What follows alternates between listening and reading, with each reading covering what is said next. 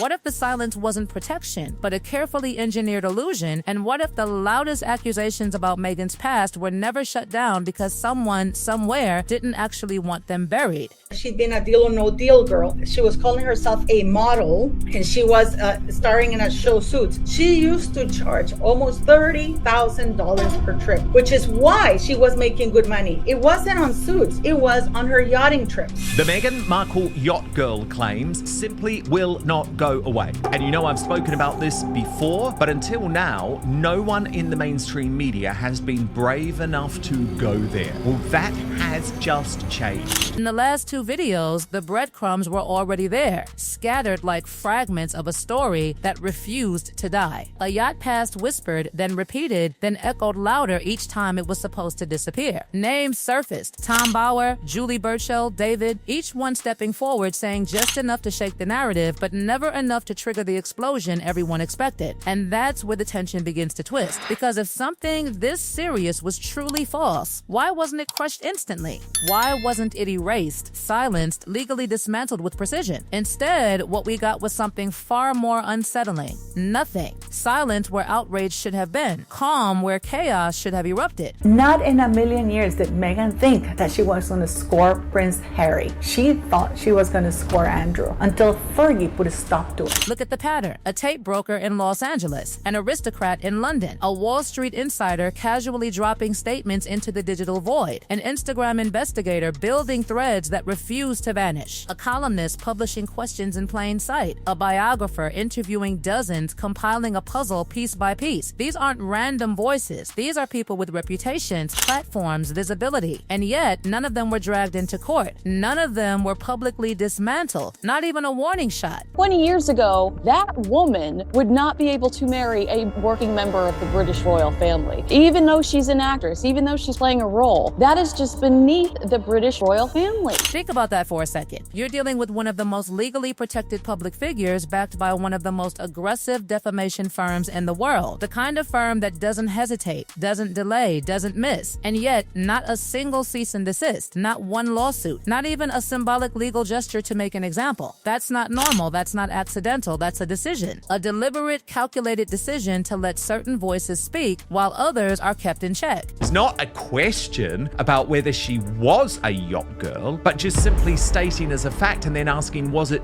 double figures or triple in terms of how many yachts she was a guest on before she met Prince Harry? And here's where it gets darker, because everyone assumes the story was suppressed by force, by legal intimidation, by powerful people pulling strings behind closed doors, but the evidence points somewhere else entirely. Something quieter, something more strategic. The silence wasn't enforced from the outside, it was manufactured from within. A system where fear does the work before action is even required, where the idea of consequences is more powerful than the consequences themselves. She was coming to New York all the time. She was in New York when Andrew was in New York for an entire month in September 2013. Then enters Kevin Blatt, not a nobody, not a conspiracy theorist hiding in shadows, a man with a track record, a history tied to some of the most infamous celebrity tape scandals in modern culture, a man who's been in courtrooms and headlines in the center of storms before. And when he speaks, he doesn't whisper, he describes, he recalls, he insists, a call, a tape, a woman about to marry a prince. And suddenly the narrative sharpens, becomes more specific, more dangerous.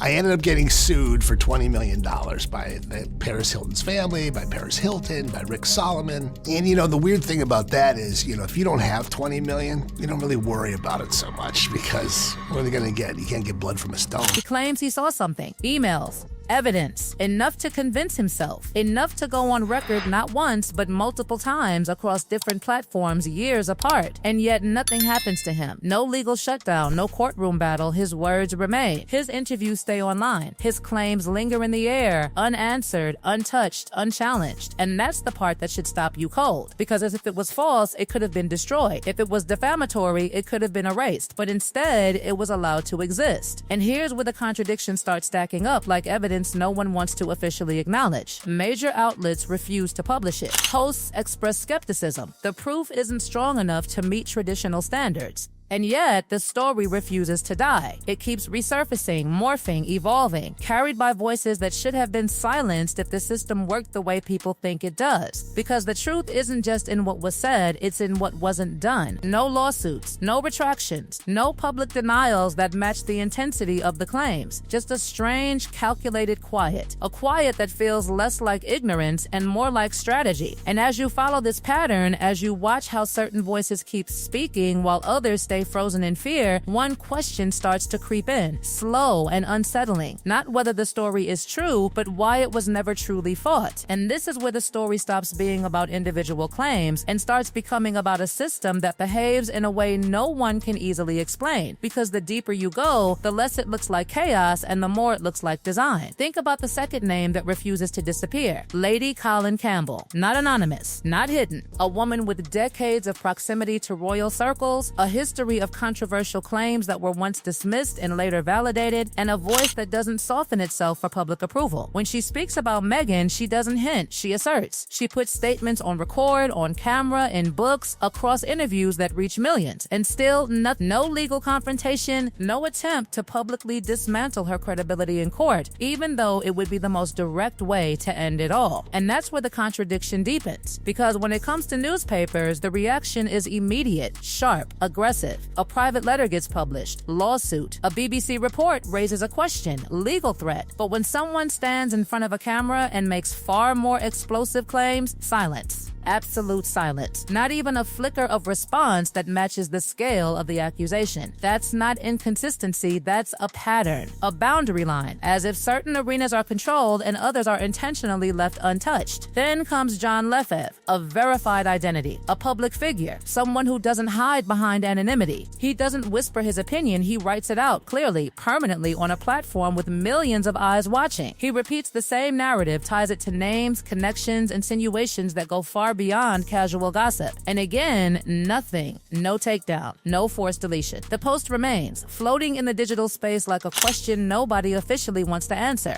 And this is where it starts to feel less like coincidence and more like choreography. Because if legal power exists, and it clearly does, then its absence in these moments becomes louder than its presence elsewhere. It's not that action can't be taken, it's that it isn't. Then the spotlight shifts again, this time to Jessica Reed Kraus, a different kind of player. Not from aristocracy, not from traditional media. She builds narratives in real time, pulls threads from social networks, connects dots others ignore. And suddenly, the pattern shifts, but only slightly. Her account gets suspended, not erased permanently, not legally dismantled, but disrupted, slowed down, pressured in ways that feel indirect, almost deniable. And even she attributes it not to one powerful entity, but to waves of coordinated pushback, multiple adversaries, multiple forces, a storm without a single identifiable source. And yet, even with that pressure, she grows. Bigger platform, more reach, more attention. She isn't silenced, she's amplified. Which raises another uncomfortable question. If suppression was the goal, why does every one of these voices end up louder, not quieter? Now step back. Look at all of them together. Kevin Blatt, Lady Colin Campbell, John Lefevre, Jessica Reed Kraus. Different industries, different countries, different audiences, no shared agenda, no unified narrative strategy. And yet they all touch the same story, circle the same claims, approach the same shadow from completely different angles. And across all of it, zero direct legal shutdowns on the core allegations. That's not how random events behave, that's how patterns behave. And then you reach the center of it all, Schillings, a name that doesn't just represent legal defense, but reputation itself. A firm so powerful that its presence alone is enough to change decisions before they're even made. Editors hesitate, journalists pull back, entire investigations never see daylight. Not because they were proven false, but because the risk of defending them feels too high. The cost of being wrong or even just challenged is enough to stop the story before it begins. But here's the twist no one talks about. That fear only works in places where there's something to lose. Newspapers, broadcasters, institutions, the people with reputations, funding, legal exposure. But outside of that world, in podcasts, on social media, in independent platforms, the fear loses its grip. And that's exactly where the story keeps surviving. It doesn't get crushed, it migrates. And suddenly, everything starts to make sense in a way that feels almost unsettling. Because maybe the goal was never to eliminate the story completely. Maybe the goal was to control where it lived, to keep it out of mainstream headlines, away from institutional credibility, confined to spaces where it can be dismissed as rumor, speculation, noise, allowed to exist but never allowed to dominate. Because if you destroy it, you risk drawing attention to it. But if you ignore it, you let it breathe quietly, in corners where it never fully disappears but never fully explodes either. And that brings us to the moment everything shifts. The Epstein files, the arrest, the sudden collision between whispers and official reality. Because once that happened, the equation changed. The cost of silence started to rise. The questions became harder to ignore. And the same editors who once hesitated began to reconsider what they could no longer afford not to ask. And just like that, after years of quiet containment, the story begins to edge closer to the surface again. Slowly, carefully, but undeniably. Because here's the truth that refuses to settle. 5 voices across years, across continents, saying variations of the same thing. No coordinated takedown. No courtroom battles to settle it once and for all. Just a strange, persistent survival. A story that lives in the spaces where power chooses not to act. And when a story survives that long, not because it was proven, not because it was accepted, but because it was never fully challenged, you're left with something far more unsettling than certainty. You're left with a question that doesn't go away. What kind of story is allowed to exist for years, under pressure, without ever being forced to disappear?